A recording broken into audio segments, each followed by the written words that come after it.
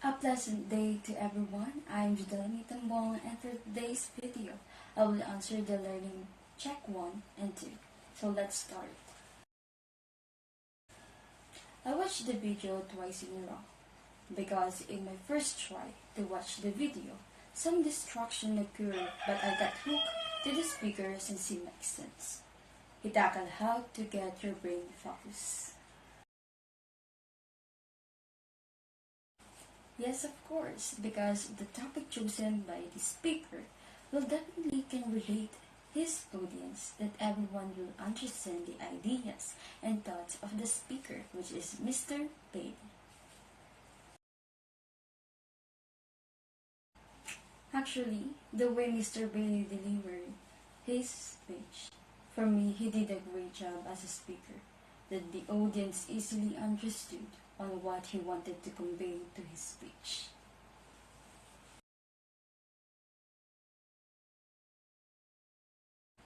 I think I will encounter the difficulties in extracting information from the speakers is that some destruction of my surroundings and poor internet connection, and I think that is the same thing of my classmates experience it too. And we will know that these are the common issues nowadays, which is our too much use of gadgets or being connected to digital world.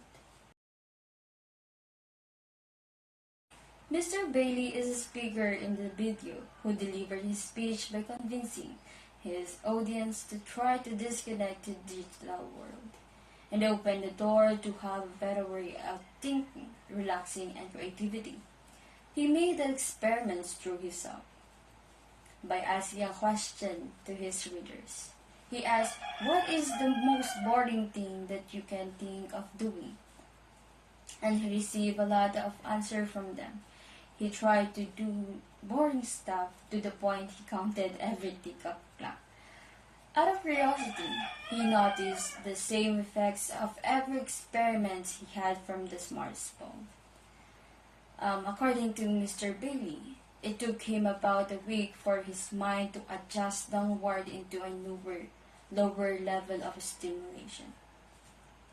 Research shows that it takes our mind about 8 days to fully calm down and rest.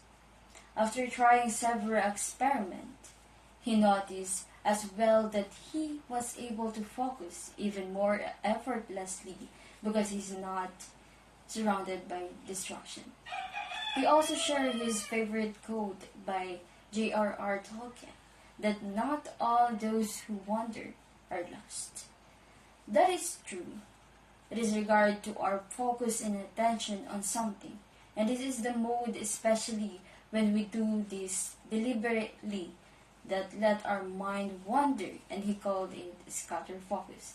He said that is because of where our mind wandered to, and turns out that when we just let our attentions rest, it goes to three main places. We think the past, present, future. That we think less on the past that only 12% of the time, present for 28% of the time, and future for 48% of the time. And this is called our mind's perspective bias, and it occurs when our mind wanders. And Mr. Bailey said, how we focus is that the state of our attention is this determines the state of our lives.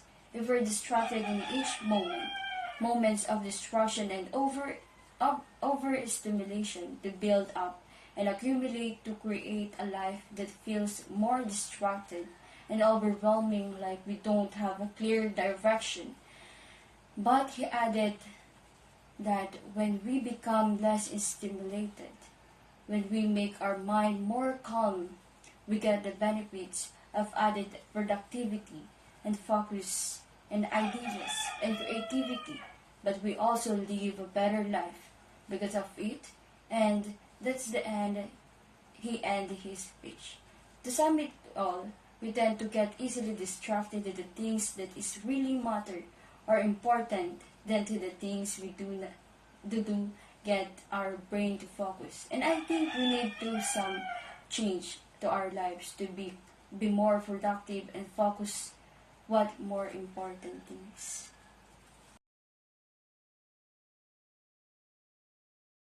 Good day to all of you. I'm Jadal Mitambong and I will answer the question in simple speech entitled, Is the Filipino Still Worth Dying For?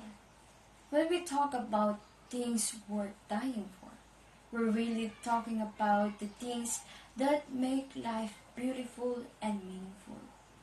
When we consider our own mortality, we have a better understanding of the world around us.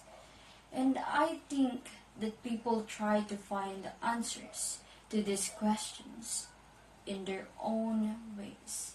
That is because everyone wants their lives better. I think the best example on this word dying for, when there was a pandemic or COVID-19, many people suffered, many people died, and many people are willing to help. In fact, there were called our frontliners who are ready to help our Filipino compatriots. There are governments, policies, military, doctors, and etc. who are willing to help, willing sacrifice their lives amidst the pandemic. They risk their lives under pandemic, working tirelessly to ensure the safety of the people and to deliver goods and services in the daily fight against COVID-19. And I think this is the beauty of being a Filipino, showing their love and care by helping each other in difficult times. We're still fighting for over 2 years in this virus, and we didn't lose hope because we all know that things will get better soon. Even our heroes in the past, like Jose Rizal, Andres Bonifacio, Emilio Aguinaldo, Apolinario Mabini, and etc. There are good examples. That's why we claim our freedom to those countries who colonized Philippines. And without them, we cannot attain our freedom. And as a Filipino and a youth of Philippines, I could say that Filipinos are still worth dying for. Why? Because we are the next generation that will make our country a better place to live. Even sometimes, our country seems to be so hard to live in. But when we saw the faces of hardships and seeing them so tired and for sure having many problems. But despite that, they can still smile. I know Filipinos are worth the sacrifice and worth still dying and fighting for, so that in the future we will have a better country, not just for ourselves, but also for the next generation that will going to live in this country also. And once again, I'm Jadal Mitambong from BS Ed 1A, and I thank you.